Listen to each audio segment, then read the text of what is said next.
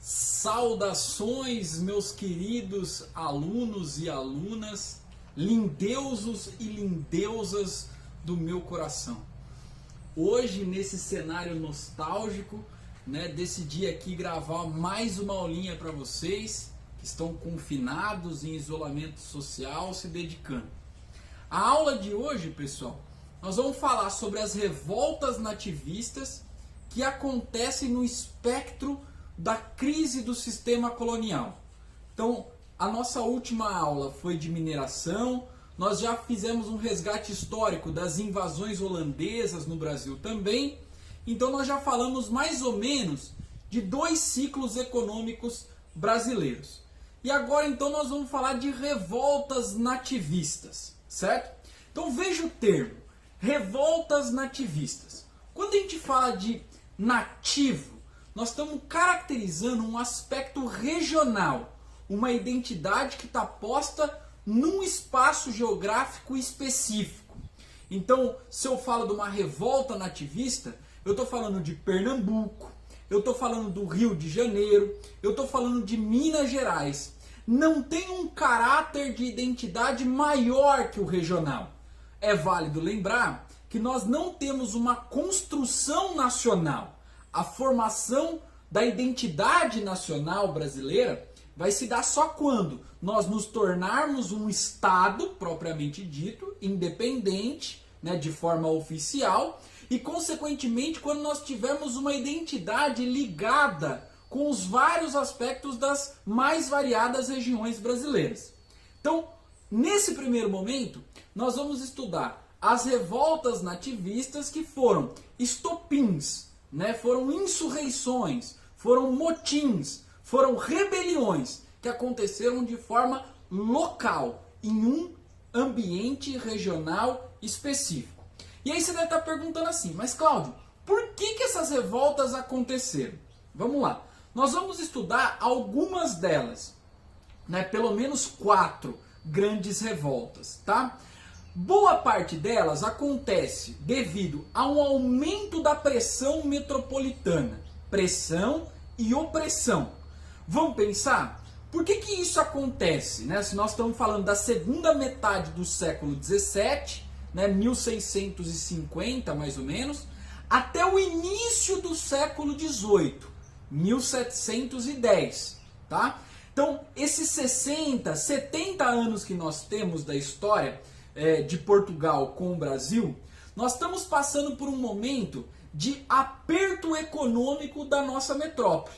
É válido lembrar que a nossa metrópole saiu da União Ibérica com um desgaste muito grande, por conta do esvaziamento do seu cofre, e consequentemente há também o fim da Guerra dos 30 Anos, que vai terminar em 1648, que vai trazer um grande prejuízo para Portugal, mas também para a Europa toda. Então o mercado fica com sintomas e não consegue ter o mesmo fôlego que tinha antes, certo? Então nesse cenário, o que a nossa metrópole faz?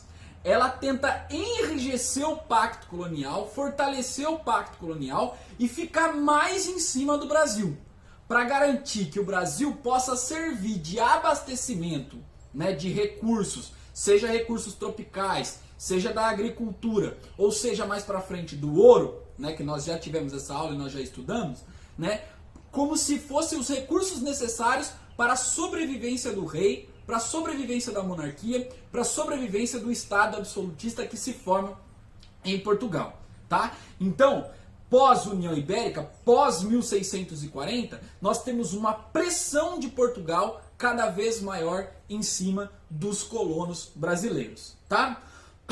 Essas revoltas elas são extremamente violentas. A gente precisa lembrar que a violência faz parte estrutural e estruturante do absolutismo. Válido lembrar que no absolutismo nós não temos abertura às liberdades, certo? Então nós temos aí uma opressão violenta. Válido lembrar que a nossa colônia é baseada no escravismo, então tem obviamente uma violência imposta ali, e a reação desses colonos que muitas vezes sofrem de uma violência tributária, de uma violência econômica, né, de uma opressão política, também é uma reação violenta. Então não tem muito espaço para o diálogo, certo? Bom, então o fortalecimento do pacto colonial, né, fiscalizado mais de perto pela coroa portuguesa, né? Os movimentos eles são localizados, nós vamos estudar aonde eles aconteceram, são revoltas momentâneas que acontecem por conta de um motivo específico. Tá? Então, algum fator específico é a gota d'água que faz insurgir, que tem uma insurreição, uma rebelião.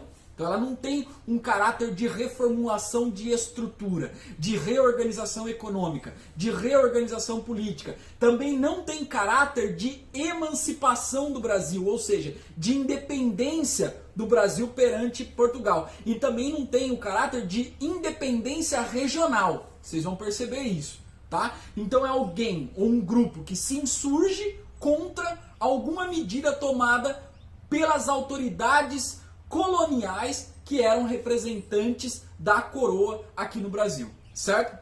Então, essas revoltas elas são momentâneas, elas são rápidas, dura poucos dias ou alguns meses, tá? E a luta armada é o único instrumento de libertação.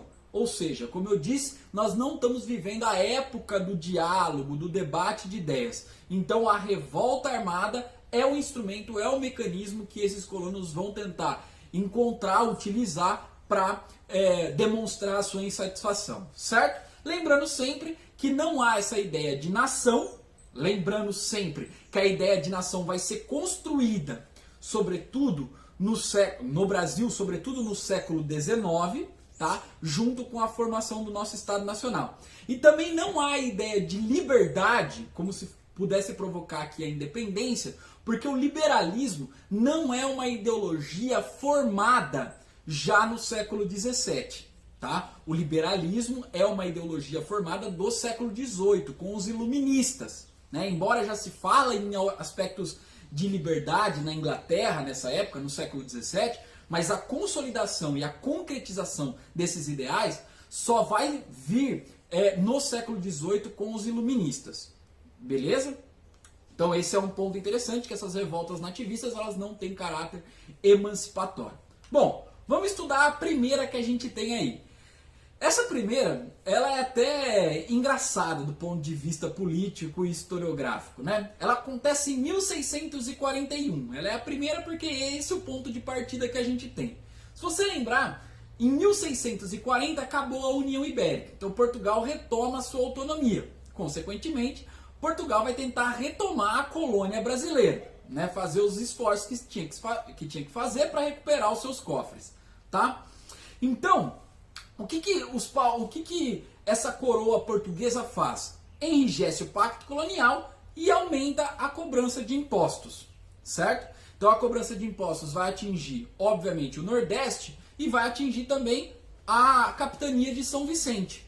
Vocês vão se lembrar que na capitania de São Vicente, durante a ocupação holandesa no Brasil, né, os bandeirantes passaram a se interiorizar em busca de indígenas para a utilização do trabalho escravo, certo? Então havia uma guerra, uma disputa entre bandeirantes e também os jesuítas, certo?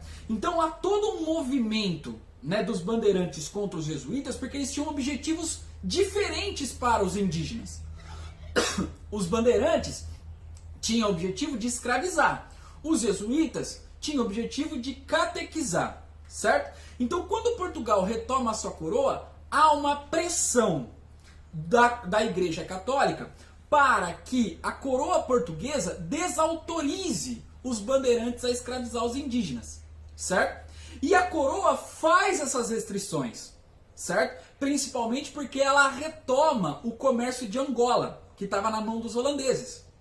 Então, ela faz essa restrição, por quê? Porque quanto mais alto for o consumo de escravizados africanos, mais tributos a coroa leva, já que os indígenas, como eles são capturados em terras nativas, não tem essa tributação por parte da coroa.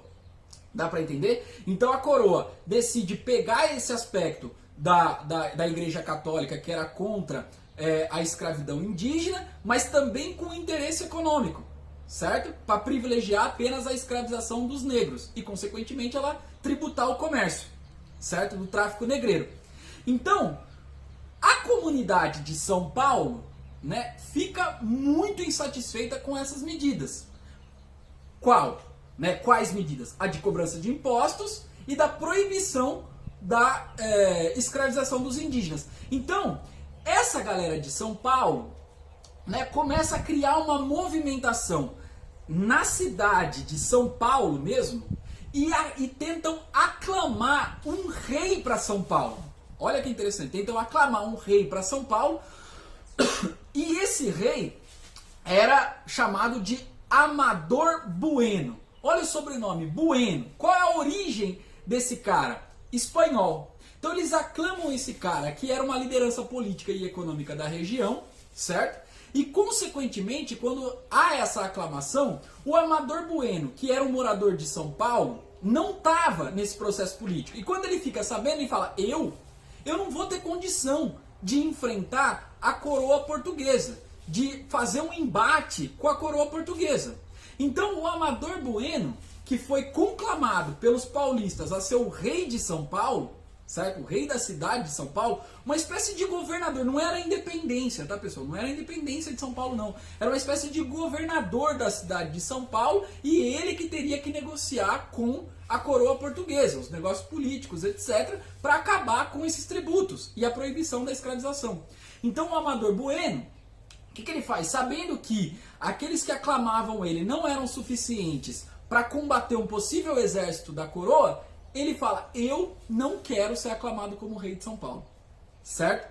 Então, o que o Amador Bueno faz? Recusa isso, né? E o movimento se fragiliza. Consequentemente, a coroa manda parte de um exército para cá, prende os envolvidos, tá? E faz uma repressão punitivista contra eles, certo? Então nós temos aí um primeiro movimento organizado já em 1641 contra essa política pós-União Ibérica de bastante opressão da coroa portuguesa. Veja que o Amador Bueno ainda é significativo aclamá-lo. Por quê? Porque ele tem origem espanhola e eram os espanhóis que governavam o Brasil até 1640. Então era mais ou menos os paulistas dizendo o seguinte, ó, a gente prefere os espanhóis aos portugueses, certo? Mas essa revolta foi totalmente calada, oprimida e, consequentemente, a vida seguiu sob o pacto colonial, o enrijecimento do pacto colonial feito pela coroa portuguesa, tá? A segunda revolta que a gente vai estudar aqui agora é a revolta de Beckman. Cuidado, não é a revolta do jogador Beckham, né? Aquela belezura de homem, né?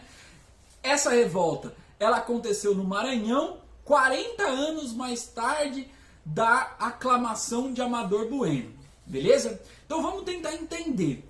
Bom, 1684, pessoal, qual é a economia do Maranhão? O Maranhão serve de escoamento de comércio de drogas do sertão que é feito na região amazônica, tá?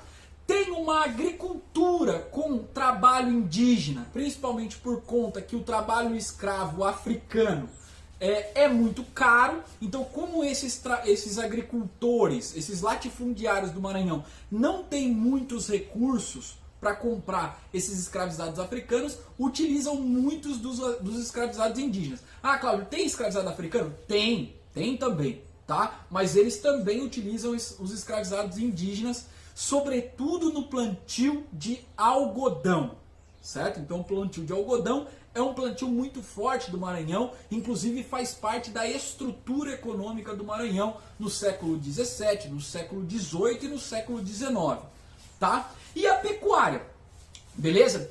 Em 1682, pessoal, veja, 2 anos antes da revolta de Beckman, né, o Estado português cria uma companhia de comércio cujo objetivo era exclusivamente, né, garantir o monopólio daquilo que entrava e saía do Maranhão, certo? Então era esse o objetivo, tirar né, comerciantes autônomos do Maranhão, que fazia mediação de comércio com a coroa, e colocar ali uma companhia de comércio desenvolvida próprio do ambiente mercantilista, né, porque faz parte o Estado criar empresas estatais para organizar o comércio, já que no mercantilismo o comércio é a principal atividade de reprodução do capital, tá? Então, organiza essas companhias de comércio, beleza? Para quê? Para que elas, apenas elas, exclusivamente elas, tá, possam levar mercadorias até o Maranhão e de lá também tirar as mercadorias do Maranhão.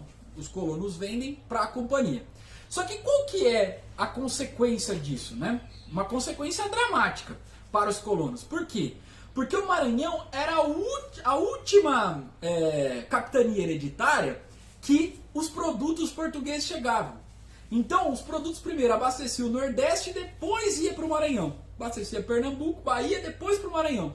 Então, chegava no Maranhão só restos de produto e geralmente muito caros, certo? Então, essa companhia de comércio do Maranhão trouxe uma piora da qualidade dos produtos que chegava da coroa para lá. Porque antes os comerciantes conseguiam agilizar navios próprios para ir para a metrópole e voltar para o Maranhão para fazer esse negócio, certo? E com preço muito elevado. Consequentemente, né, os escravizados também vinham só a partir dessa companhia de comércio do Maranhão. Então, o preço do escravo africano ficou muito caro também. E, consequentemente, aquilo que os colonos vendiam era extremamente desvalorizado. Por quê? Porque não tinha concorrência dos comerciantes para ficar comprando desses colonos. Ou seja, os colonos só podiam vender para a companhia de comércio. E a companhia de comércio é que estipulava o preço. Certo? E além do mais, esses colonos querendo escravizar os indígenas por conta da falta de recursos necessários para comprar os escravizados africanos, né? E consequentemente eles entrando numa disputa dramática contra os jesuítas também. Os jesuítas querendo catequizar os indígenas e os colonos querendo escravizar. Resultado disso, né? Os irmãos Beckman, eles organizam um tumulto, né? Na cidade de São Luís, organiza esse tumulto, levanta alguns rebeldes, revoltosos, e ocupa o palácio de governo, que era a Câmara Municipal. Consequentemente, expulsa os agentes da coroa, tá? E o Manuel Beckman decide sair do Brasil e ir para a coroa para negociar com a coroa. Enquanto isso, a coroa fica sabendo e manda um contingente militar para o Maranhão. Resultado: mesmo que os Beckmans tinham dominado a cidade de São Luís por meses e tinha declarado lealdade ao rei, não tinha proclamado independência não, lembra que eu falei que o movimento não é independentista, esses movimentos, tá? Eles só eram contra esse monopólio. E o Beckman foi lá negociar com o rei em Portugal, né, para ver se esse monopólio fosse quebrado, tá? Resultado, né, nós temos uma reação violenta da coroa, a coroa prende boa parte dos envolvidos na cidade de São Luís e faz um julgamento enforcando um dos irmãos Beckman, e o Manuel Beckman, que foi para Portugal, acabou sendo preso em Portugal e impedido de voltar para o Maranhão, certo? Resultado então, mais uma insurreição que teve um sucesso durante alguns meses, né? Que depois, mais para frente, vai levar ao fim da Companhia de Comércio do Maranhão, então teve certo sucesso, mas ela foi açoitada assim como a aclamação de Amador Bueno, certo? Essa terceira revolta, pessoal, é a Guerra dos Emboabas. Na aula de mineração eu já comentei essa Guerra dos Emboabas com vocês, então esse tópico aqui eu só vou revisitar, tá? Então se a gente considerar aí essa revolta como uma revolta dessa aula também, então nós temos 5 revoltas, certo? Não 4, 5 daí, tá? Essa guerra, ela aconteceu em 1708 e 1709, para rememorar, né? Numa disputa entre os bandeirantes paulistas versus os colonos portugueses e os nordestinos, né? Então lembra que os bandeirantes chegaram no território das regiões das Minas, encontraram ouro. Essa notícia correu solto no Brasil e em Portugal, e nós tivemos uma leva de nordestinos e uma leva de portugueses para explorar ouro na região das Minas. Os bandeirantes se sentiam donos daquele território e provocaram uma guerra contra esses imigrantes, certo? E dessa guerra saiu essa Guerra dos Emboabas com a derrota dos bandeirantes paulistas, sendo obrigados a ocupar outras regiões, longe da imigração, para que eles pudessem explorar sozinhos, e longe da exploração tributária também. Então os caras vão ocupar Goiás, vão ocupar o interior da Bahia, vão ocupar Cuiabá, encontrando novas jazidas. Só que, consequentemente, conforme eles vão encontrando, a coroa vai chegando com o seu braço também fiscalista para cobrar o tributo dessas novas minas que são encontradas. Tudo bem? Então, uma consequência imediata da Guerra dos Emboabas, né, é que houve a separação de capitanias. Então, a região das Minas agora vai ser uma capitania, é difícil falar isso, mas é independente, autônoma, certo? Que responde só para Portugal. Antes, a capitania a região das Minas estava dentro da capitania de São Vicente, certo? Então agora nós vamos ter a capitania de São Paulo e a capitania das Minas. Tudo bem? Então essa seria a terceira revolta, a Guerra dos Emboabas, que já foi trabalhado com vocês na aulinha de mineração. Bom, a quarta que a gente tem aí, pessoal, é a Guerra dos Mascates. Essa, propriamente dito aí, não tem muito a ver com a coroa diretamente, com a coroa portuguesa, porque foi um embate mais regional. Mas eu vou explicar para vocês. Veja, nós estamos falando agora, pessoal, de uma segunda revolta que acontece em Pernambuco. Vocês se lembram da primeira? A insurreição pernambucana? Então essa é a segunda, tá? Que é a Guerra dos Mascates, que acontece entre 1710 e 1711. Bom, vamos tentar pensar. Quais são as duas principais cidades, né, de Pernambuco nessa época que, apesar de já não ser mais a protagonista, vamos dizer assim, do desenvolvimento econômico açucareiro, ainda tem uma produção de açúcar significativa, até porque o Brasil produz açúcar até hoje, tá? Mas existe uma disputa econômica ali. As duas principais cidades que nós temos é Olinda e Recife. Recife é uma cidade portuária. Logo, se ela é uma cidade portuária, nós vamos ter ali um comércio muito intenso para abastecer Pernambuco, porque Pernambuco tem a produção de cana-de-açúcar. Então, Recife na verdade, não é uma cidade independente nessa época, tá? É uma cidade que é um bairro, vamos dizer assim, que está acoplado a Olinda, e Olinda sim é a capital da capitania hereditária, tá? Olinda, nós temos ali mais atividades de agricultura. Então os latifundiários dominam Olinda e os comerciantes dominam esse pedaço de Olinda que a gente chama de Recife, que depois vai surgir uma nova cidade, certo? Bom, como os latifundiários açucareiros, né, da produção de açúcar, os senhores de engenho, vivia por um processo de desestruturação econômica, porque nós temos uma produção de açúcar mais efetiva nas Antilhas por conta da expulsão dos holandeses do Brasil, né? Essa elite açucareira, ela fica meio que refém dos comerciantes portugueses de Recife. Por que fica refém? Porque eles vão buscar empréstimos, eles vão buscar a modernização dos seus engenhos, eles vão comprar produtos e vender produtos para esses comerciantes. Então esses comerciantes, eles ganham um fôlego muito grande em cima desses senhores de engenho. E muitos desses senhores de engenho acabam ficando endividados com esses comerciantes por conta dessa dependência econômica, certo? Então o que nós vamos ter nesse momento?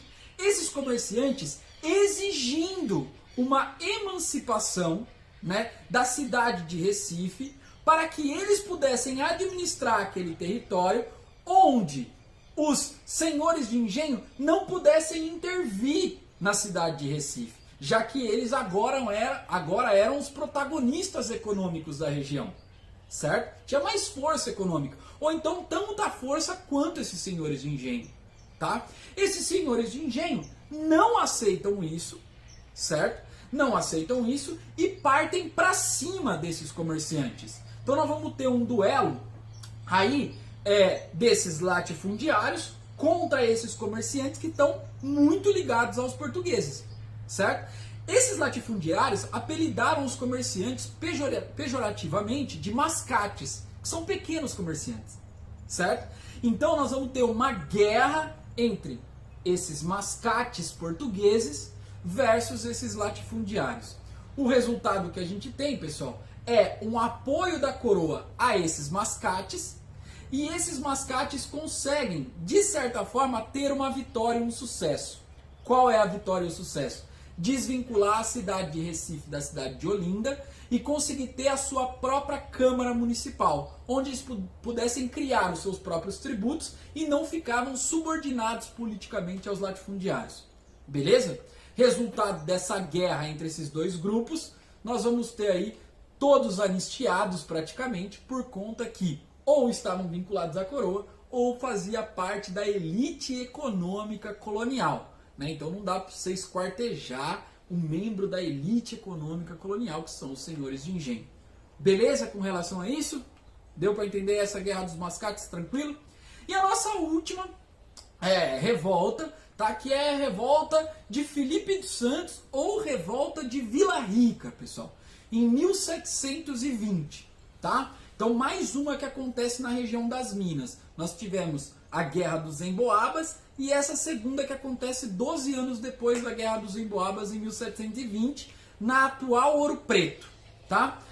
Qual é o motivo dessa revolta Filipe dos Santos, né?